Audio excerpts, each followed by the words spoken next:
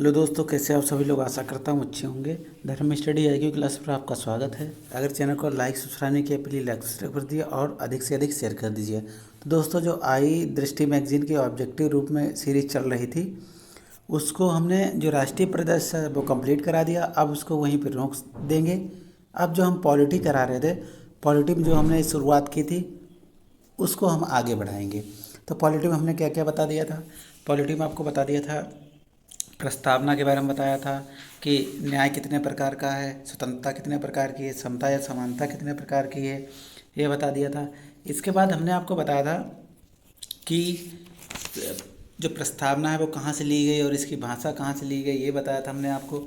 जैसे हमने ये बताया था प्रस्तावना में कि हम भारत के लोग, हम भारत का मतलब होता है ये शक्ति का स्रोत है, इसमें निहित है। हम भारत के लोग भारत को एक संपूर्ण प्रभुत्व संपन्न समाजवादी पंथनिरपेक्ष लोकतंत्रात्मक गणराज्य बनाने के लिए तथा उसके समस्त नागरिकों को, अब वहाँ के जो नागरिक हैं उन्हें हर प्रकार की मदद करने के लिए इसमें उल्लेख किया गया है सामाजिक, आर्थिक और राजनीतिक न्याय।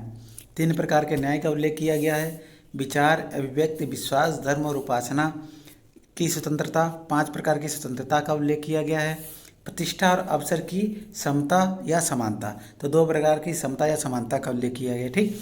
फिर प्राप्त करने के लिए तथा उन सभी में, प्राप्त करने के लिए तथा उन सब में व्यक्ति की गरिमा और राष्ट्र की अखंडता सुनिश्चित करने वाली बंधुत्वता बढ़ाने के लिए दृढ़ संकल्प होकर अपनी इस संविधान सभा में आज तारीख 26 नवंबर 1949 को ईस्वी मिति मार्गशीर्ष शुक्ल सप्तमी संवत 2006 विक्रमी को एतद् द्वारा इस संविधान को अंगीकृत, नंबर 1, नंबर 2 पर अधिनियमित और आत्मार्पित। अगर तीनों शब्द पूछे जाएं कि संविधान को कब अंगीकृत किया गया, कब अधिनियमित किया गया या कब आत्मार्पित किया गया, तो आप लोग लगाएंगे 26 नवंबर 1949। क्लियर।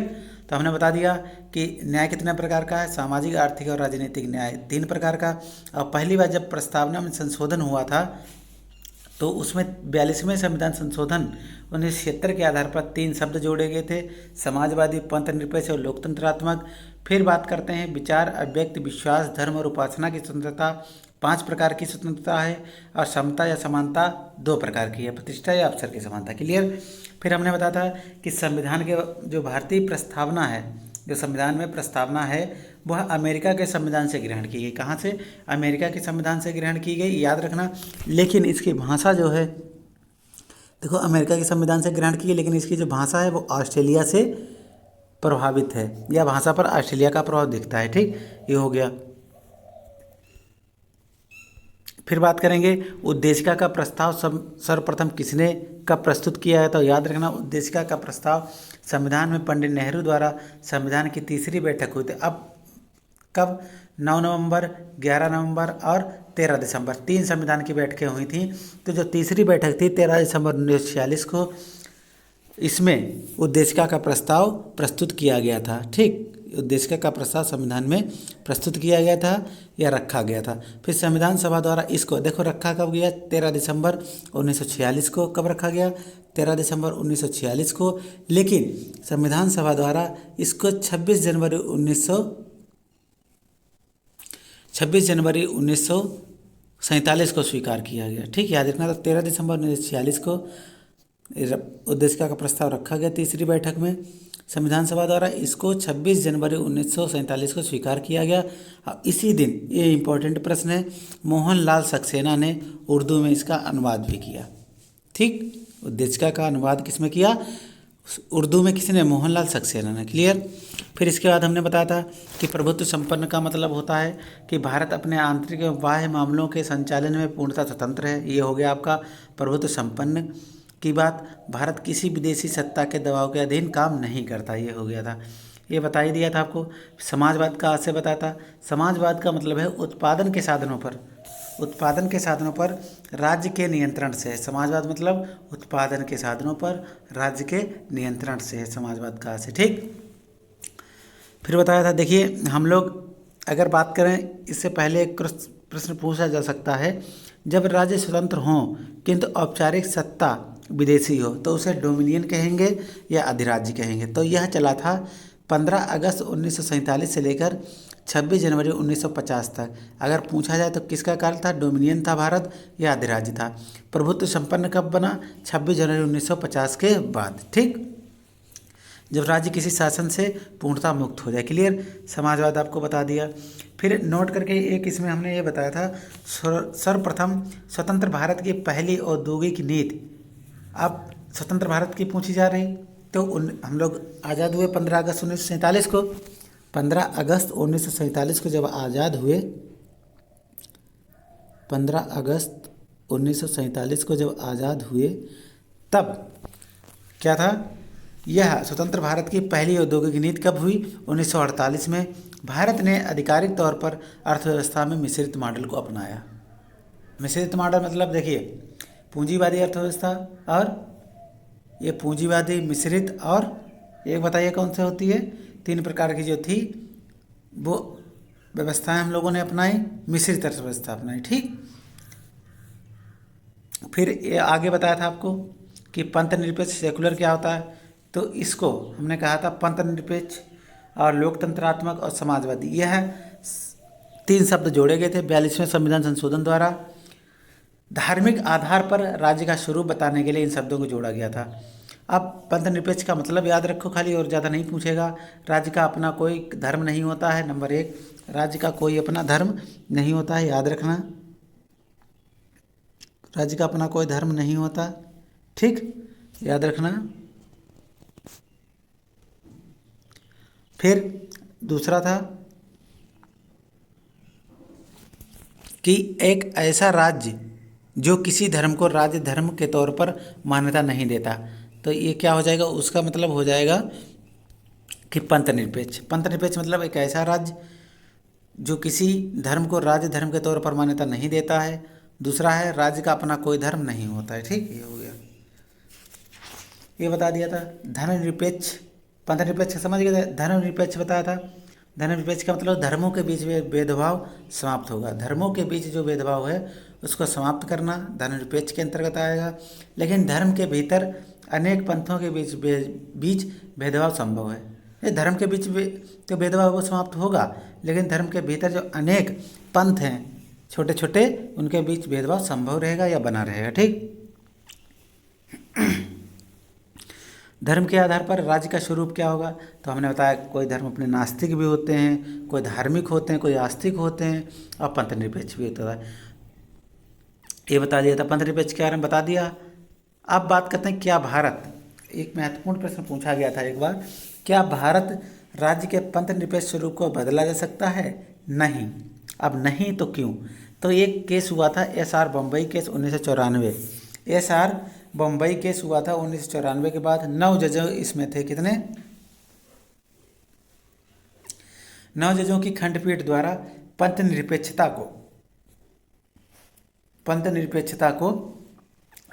मतलब क्या है? अच्छा, यहाँ पंथ निरपेक्ष के बारे में थोड़ा लिख लीजिए। पंथ निरपेक्ष जो है, चलिए बता देते हैं यहाँ पे। पंथ निरपेक्ष,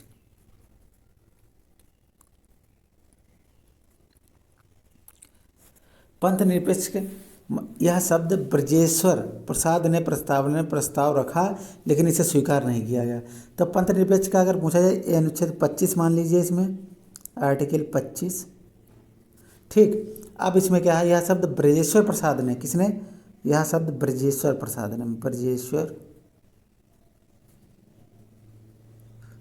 प्रसाद ने शामिल करने के लिए कहा था, लेकिन इसको स्वीकार नहीं किया गया। कब? 17 अक्टूबर 1949 को। 17 अक्टूबर 1949 को। ठीक, इतना याद रखो, ये हो गया। तो SR बम्बई जब केस हुआ था 1994, 9 जजों की खंडपीठ द्वारा पंथ निरपेक्षता को भारतीय संविधान के आधारभूत ढांचे का भाग घोषित किया। इन लोगों ने क्या कहा कि पंथ निरपेक्षता जो है वो भारतीय संविधान के आधारभूत ढांचे का हिस्सा है, भाग है।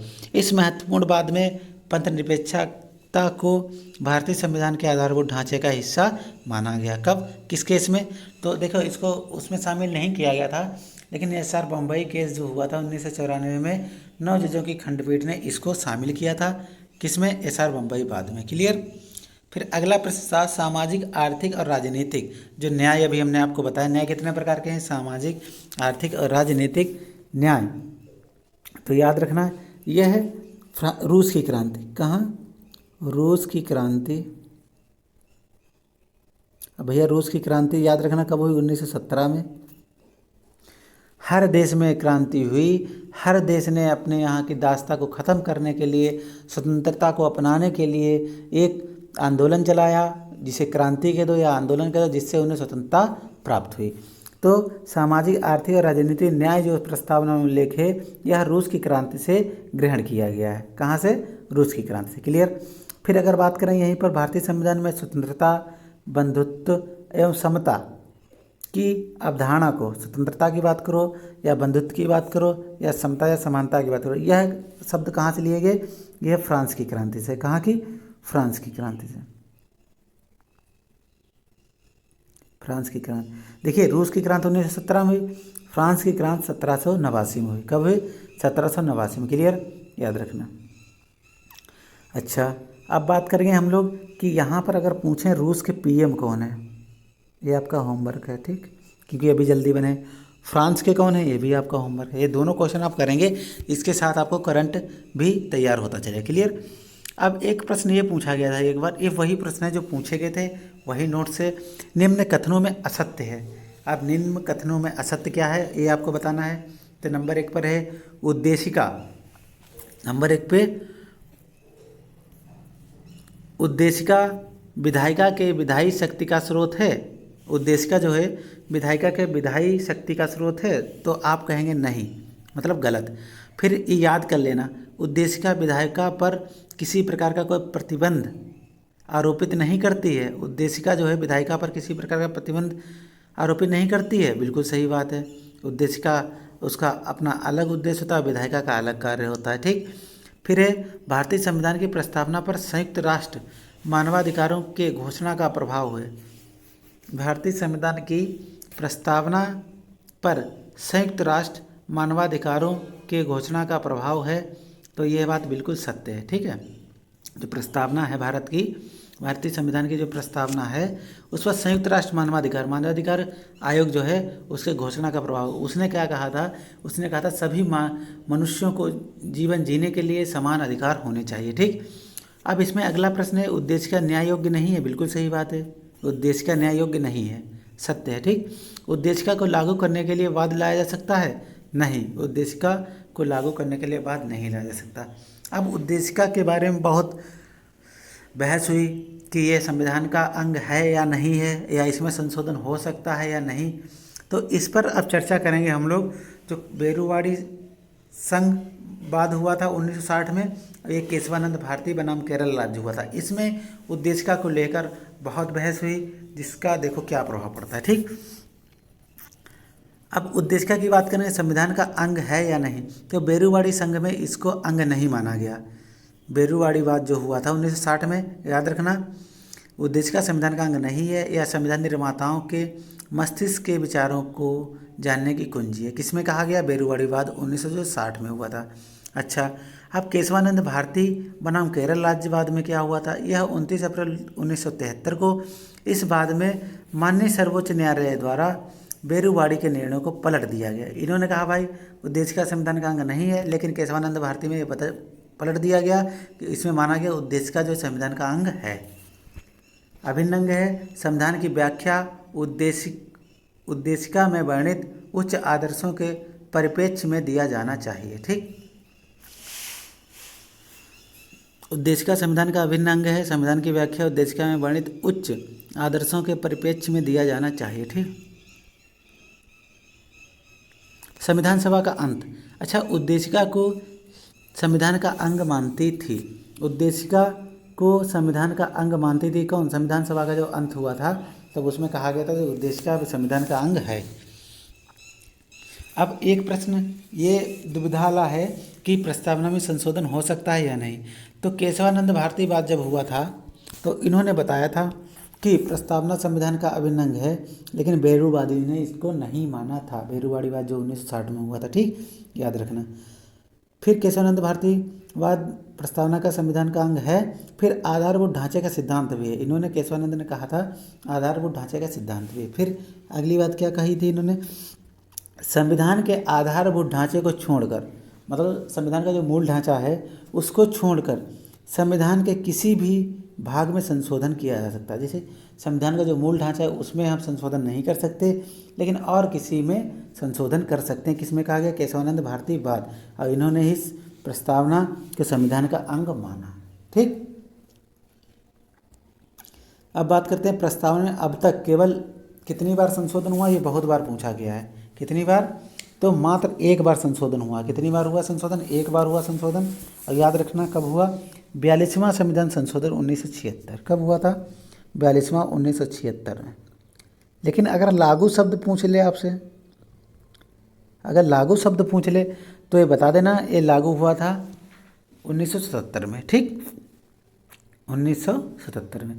तब जब पहली बार 42वां संविधान संशोधन हुआ, प्रस्तावना में अब तक एक बार संशोधन किया गया, जिसमें 3 शब्दों को जोड़ा गया था। हमने आपको बताया, तीनों शब्द बता दिए थे। समाजवादी मतलब क्या था, पंथनिरपेक्ष का मतलब क्या था, और अखंडता। समाजवादी, पंथनिरपेक्ष और अखंडता को बनाए रखने के लिए इन शब्दों को जोड़ा गया था। कब? 42वां संविधान संशोधन 1976 में। लागू ये कब हुआ था? 1977 में। क्लियर। अब अगला है, प्रस्तावना में भारत को समाजवादी गणराज्य घोषित किया जाए, यह किसका कथन है? तो हसरत मोहानी जी का है। किसका है? इंपॉर्टेंट है, ये एक बार पूछा गया था लेकिन तब से नहीं पूछा, लेकिन याद रखें, रीड कर लें। प्रस्तावना में भारत को समाजवादी गणराज्य घोषित किया जाए, यह हसरत मोहानी का कथन है। ठीक, फिर अगला है, प्रस्तावना के प्रारंभ में ईश्वर शब्द जोड़ना चाहता है था। प्रस्तावना में ईश्वर शब्द कौन जोड़ता था? एच.बी. कामत। एच.बी. कामत ने कहा था कि प्रस्तावना के प्रारंभ, जैसे प्रस्तावना शुरू होती है तो उसमें ईश्वर शब्द जोड़ना चाहिए। ठीक, ये किसने कहा? एच.बी. कामत ने। फिर प्रस्तावना को राजनीति जन्म कुंडली किसने कहा? तो कुंजी से याद रखेंगे, जन्म कुंडली से याद रखें, के.एम. मुंशी। कौन है? के.एम. मुंशी। ठीक, तो जन्म कुंडली किसने कहा? के.एम. मुंशी ने। ईश्वर शब्द जोड़ना किसने कहा? एच.बी. कामत ने। और समाजवादी गणराज्य घोषित किया जाए, हसरत मोहानी जी ने। फिर प्रस्तावना संविधान की कुंजी है, ये अर्नेस्ट वाकर ने, ये बहुत बार पूछा गया है, अर्नेस्ट वाकर ने। प्रस्तावना संविधान की कुंजी है। फिर है, प्रस्तावना को संविधान की आत्मा किसने कहा? तो याद रखना ये पंडित नेहरू ने, ये भी पूछा जा चुका है। किसने? पंडित नेहरू ने। क्लियर।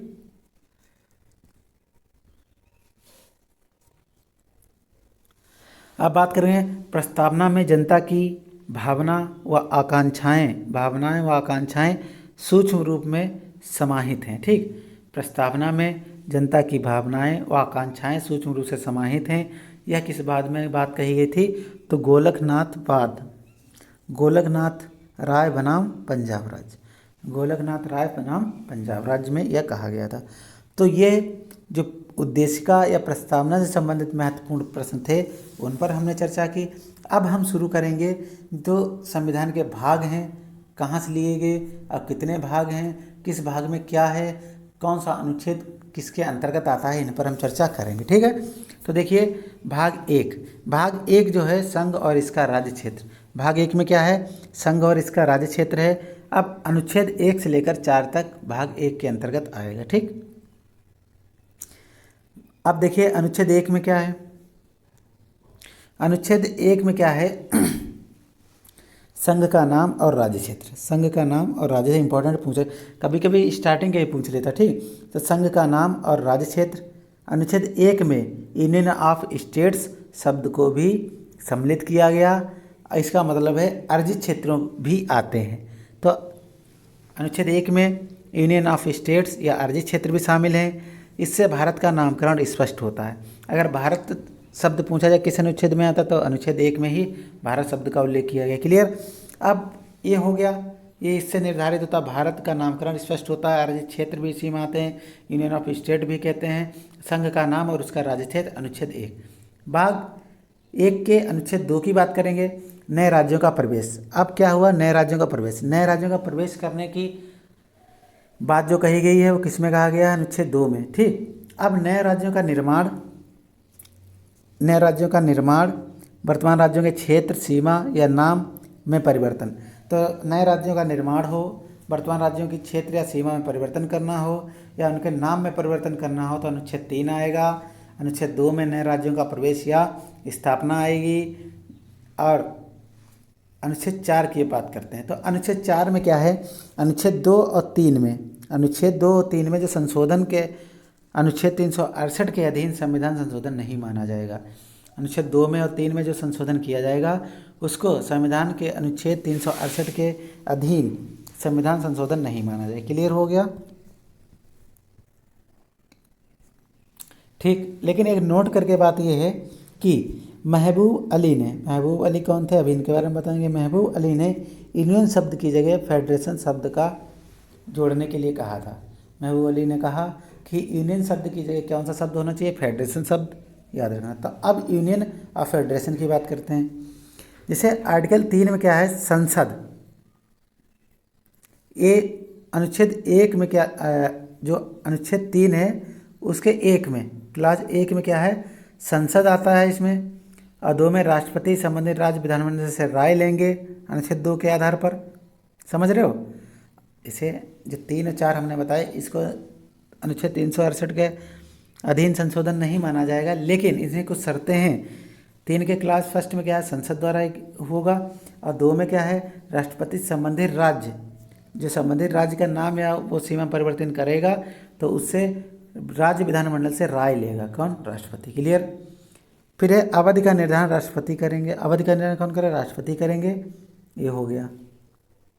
राय मानना या ना मानना ये किसके हाथ में रहेगा, संसद के हाथ में रहेगा। ठीक, ये हो गया। फिर अब आता है संघ का नाम और राज्य क्षेत्र के बारे में थोड़ा पढ़ते हैं। भारत अर्थात इंडिया राज्यों का एक संघ होगा, अनुच्छेद 1 में ये उल्लेख है। भारत अर्थात इंडिया राज्यों का क्या होगा, संघ होगा।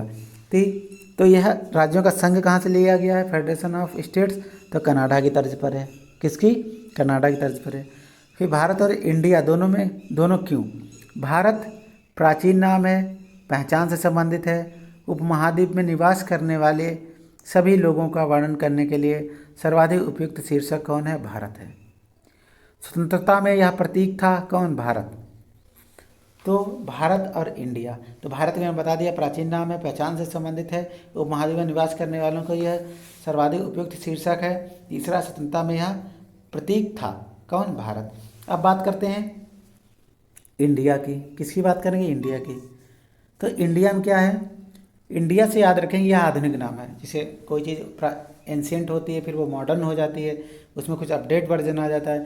तो इंडिया यह आधुनिक नाम है। इंडिया क्या है, यह आधुनिक नाम है। यूएनओ के सदस्य के तौर पर अंतर्राष्ट्रीय संगठनों के सदस्य के रूप में भारत इंडिया नाम से पंजीकृत है। जैसे जितने भी इंटरनेशनल या यूएनओ के सदस्य हैं तौर पर अंतर्राष्ट्रीय संगठनों के सदस्यों के रूप में भारत को किस नाम से दर्शाया गया है, इंडिया नाम से पंजीकृत है, जिसके कारण हम लोग इंडिया कहते हैं। भारत हमारी प्राचीन स्थिति को दर्शाता है, प्राचीन संस्कृति का प्रतीक है, और इंडिया मॉडर्न का है। ठीक। फिर है इन्हीं तर्कों के आधार पर बीच का रास्ता निकालते हुए, इन्हीं तर्कों के आधार पर बीच का रास्ता निकालते हुए, बीच का रास्ता निकालते हुए, इन्हीं तर्कों के आधार पर बीच का रास्ता निकालते हुए संविधान सभा द्वारा भारत अर्थात इंडिया का नाम निर्धारित किया गया है। ठीक। अब क्या है, सॉरी, नोट में एक बात कर लीजिए। नोट है नमः नामक एक व्यक्ति थे, उनके द्वारा अनुच्छेद 1 से इंडिया शब्द को हटाने की अपील दाखिल की गई थी। तो अनुच्छेद 1 में इंडिया शब्द अर्थात भारत दोनों उल्लेखित हैं। तो इंडिया शब्द हटाने को किसने अपील की थी, नमः नामक एक व्यक्ति था, नमः नामक एक व्यक्ति ने की थी। 2 जून 2020 को इस वाद को निस्तारित करते हुए CGI chief justice of India Bobde साहब ने टिप्पणी की थी कि अनुच्छेद 1 में भारत अर्थात इंडिया दोनों शब्द शामिल हैं। ये कहा था एसएस बोबड़े ने, जो चीफ जस्टिस उस समय थे 2 जून 2020 को। और भारत को पहले से इंडिया नाम से जाना जाता था या जाना जाता है। इस प्रकार न्यायपालिका द्वारा इस अपील को गृह मंत्रालय के पास प्रेषित कर दिया गया। अपील पड़ी थी सुप्रीम कोर्ट में, उन्होंने बताया कि इंडिया नाम पहले से प्रचलित है, जिसके कारण न्यायपालिका द्वारा इस अपील को गृह मंत्रालय के पास भेज दिया गया। ठीक। अब बात करते हैं राज्यों का संघ, यूनियन ऑफ स्टेट्स। ठीक है, भारत संघ अमेरिका की तरह इकाइयों के समझौते का परिणाम नहीं है। जैसे अमेरिका और इंडिया में बहुत अंतर है। अमेरिका में फेडरेशन चलता है, यहाँ यूनियन चलता है। वहाँ प्रत्येक राज्य अपना अलग अधिकार मांगता है। यहाँ पर सारे राज्य जो हैं वो किसके अंतर्गत काम करते हैं? केंद्र सरकार के अंतर्गत काम करते हैं। सब लोग तालमेल बिठा के अपना काम करते हैं। लेकिन अमेरिका में ऐसा नहीं है, अमेरिका में ऐसा नहीं है। तो लिखा भारत संघ अमेरिका की तरह इकाइयों के समझौते का परिणाम नहीं है, नंबर 1। फिर दूसरा है भारत होल्डिंग टुगेदर मॉडल पर आधारित है, कमिंग टुगेदर मॉडल पर नहीं है, याद रखना। भारत होल्डिंग टुगेदर मॉडल पर आधारित है, कमिंग टुगेदर मॉडल पर नहीं। ये हो गया। फिर है संघ की इकाइयाँ संघ से पृथक नहीं हो सकती। जो संघ की इकाइयाँ हैं, जैसे हमारे यहाँ है, कोई भी राज्य ऐसे अलग नहीं हो सकता, लेकिन अमेरिका में अलग हो सकता है। भारत संघ अविनाशी है, नंबर 2। नंबर 3, संघ की इकाइयों के समय प्रतिनिधित्व प्राप्त नहीं है। संघ की इकाइयों के समय प्रतिनिधित्व प्राप्त नहीं है। भारत विनाशी राज्यों का अविनाशी संघ है। भारत विनाशी राज्यों का अविनाशी संघ है। ठीक, ये हो गया। फिर अनुच्छेद 1 के क्लास 2 की बात करते हैं। इसमें है राज्य और इसके राज्य क्षेत्र, राज्य और इसका राज्य क्षेत्र। अनुच्छेद 1 के क्लास 2 में पहली अनुसूची में विनिष्ट है कि राज्य व संघ राज्यों के क्षेत्र का वर्णन है। ये किसमें लिखा गया? अनुच्छेद 1 के क्लास 2 में, राज्य और उसका राज्य क्षेत्र। ठीक, फिर 1 का क्लास 3 आ जाओ। भारत का राज्य क्षेत्र निम्न से मिलकर बनेगा। अब कौन कौन से मिलकर बनेगा ये देख लीजिए। राज्यों का राज्य क्षेत्र नंबर 1, राज्यों का राज्य क्षेत्र, संघ राज्यों का राज्य क्षेत्र और अर्जित राज्य क्षेत्र, तीनों को मिलाकर राज्यों का राज्य क्षेत्र, संघ राज्य का राज्य क्षेत्र, अर्जित राज्यों के क्षेत्र मिलकर भारत का राज्य क्षेत्र बनेगा। ठीक, विशेष क्या है? मूल संविधान में राज्यों के 4 वर्ग थे। मूल संविधान जब था तो उसमें ABCD 4 प्रकार के राज्यों का उल्लेख था। लेकिन 7वां जो संविधान संशोधन हुआ 1956 में, इन 4 वर्गों को समाप्त करके 2 श्रेणियां रखेंगे, राज्य और संघ राज्य। ठीक, राज्य और संघ राज्य। जब मूल संविधान बना था तो उसमें 4 प्रकार के राज्यों का उल्लेख था। ये क्वेश्चन पूछा जा सकता है। लेकिन किस संविधान संशोधन के आधार पर इनको 2 भागों में कर दिया गया था? 7वां संविधान संशोधन 1956 द्वारा इन 4 वर्गों को समाप्त करके 2 श्रेणियां बनाई गई, एक राज्य और एक संघ राज्य। क्लियर? ठीक, तो अब हम राज्य और संघ राज्य के बारे में अगले वीडियो में आपको बताएंगे।